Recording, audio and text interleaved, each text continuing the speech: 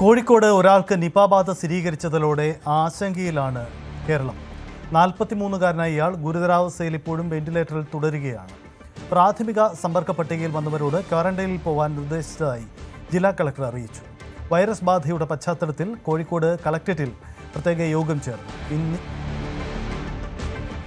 തിരുവനന്തപുരത്തും ആരോഗ്യമന്ത്രിയുടെ അധ്യക്ഷതയിൽ യോഗം ചേർന്ന് സാഹചര്യങ്ങൾ വിലയിരുത്തി.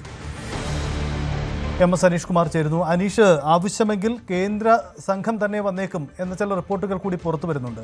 എന്താണ് ഇപ്പോഴത്തെ സാഹചര്യം? ഈ സമ്പർക്ക പട്ടികയിലുള്ള കൂടുതൽ ആളുകളെ കണ്ടെത്താനുള്ള ശ്രമം തുടരുകയാണ്.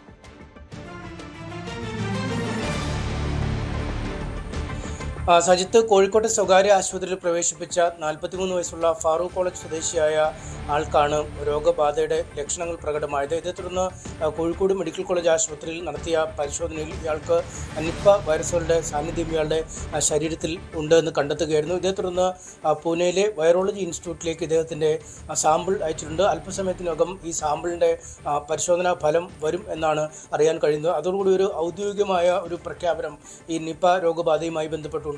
സാധാരണഗതിയിൽ പ്രാഥമിക ഘട്ടത്തിൽ കോഴിക്കോട് മെഡിക്കൽ കോളേജിൽ നടത്തുന്ന പരിശോധനകളുടേതിന് സമാനമായ ഫലം തന്നെയാണ് പലപ്പോഴും പൂനെയിലെ ലാബിൽ നിന്ന് ലഭിക്കാറ്. അതുകൊണ്ട് നിപ്പയാണ് രോഗിക്കുള്ളത് എന്ന ഏകദേശ ഒരു നിഗമനത്തിൽ തന്നെയാണ് ഇപ്പോൾ കാര്യങ്ങൾ മുന്നോട്ട് പോകുന്നത്. എന്തായാലും അദ്ദേഹത്തിൻ്റെ ഈ രോഗബാധിതനായ ആളുടെ സമ്പർക്ക പട്ടിക വളരെ വിപുലമാണ് എന്നതാണ് ഒരു നേരിയ ആശങ്കയ്ക്ക് വകവെക്കുന്നത്. കാരണം അദ്ദേഹത്തിൻ്റെ വീടിന് അടുത്തുള്ള ഒരു പഴയ ഗോഡൗൺ വൃത്തിയാക്കിയപ്പോൾ അവിടെ നിന്നുമാകാം ഒരുപക്ഷെ വവ്വാലുകളുടെ സാന്നിധ്യമൊക്കെ ഉള്ള സ്ഥലമാണ്. അത്തരം ഒരു സാഹചര്യത്തിൽ അവിടെ നിന്നുമാകാം അദ്ദേഹത്തിന് ഈ രോഗബാധ ഉണ്ടായത് എന്ന ഒരു കണക്കൂട്ടലാണുള്ളത്.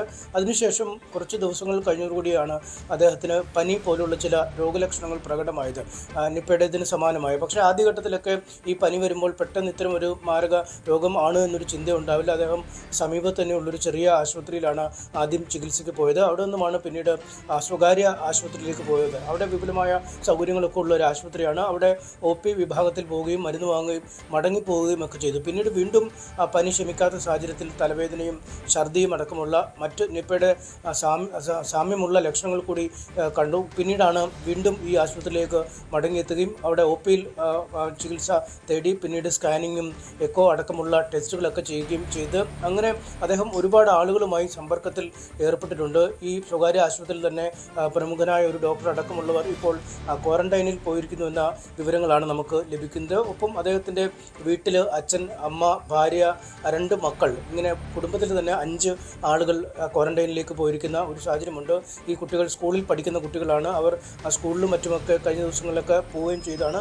അതുകൊണ്ട് ഇവർക്ക് എന്തെങ്കിലും രോഗലക്ഷണങ്ങളുണ്ടോ എന്ന് പ്രകടമായ ശേഷമാവും കൂടുതൽ വിപുലമായ ഒരു കോൺടാക്ട് ലിസ്റ്റ് അല്ലെങ്കിൽ സമ്പർക്ക പട്ടിക എടുക്കുന്ന രീതിയിലേക്കൊക്കെ കാര്യങ്ങൾ നീങ്ങുക. എന്തായാലും സ്ഥിതിഗതികൾ ഇന്ന് കോഴിക്കോട് കളക്ടറേറ്റിൽ ജില്ലാ ആരോഗ്യവകുപ്പിലെ ഉന്നതരായ ഉദ്യോഗസ്ഥരും കളക്ടറും മറ്റുമൊക്കെ ചേർന്ന് ചർച്ച ചെയ്ത് കാര്യങ്ങൾ ഏതൊക്കെ രീതിയിൽ മുന്നോട്ട് പോകണം എന്നതിനെക്കുറിച്ചൊരു ധാരണയായിരുന്നു. അതിനുശേഷം അത് ആരോഗ്യമന്ത്രിയുമായി ആശയവിനിമയം നടത്തുകയും ചെയ്തിട്ടുണ്ട്. എന്തായാലും അധികം വൈകാതെ അവിടെ നിന്നും എന്തൊക്കെയാണ് ഇതിൻ്റെ പുതിയ നില എന്ന് സംബന്ധിച്ച ഒരു അറിയിപ്പോൾ ലഭിക്കും.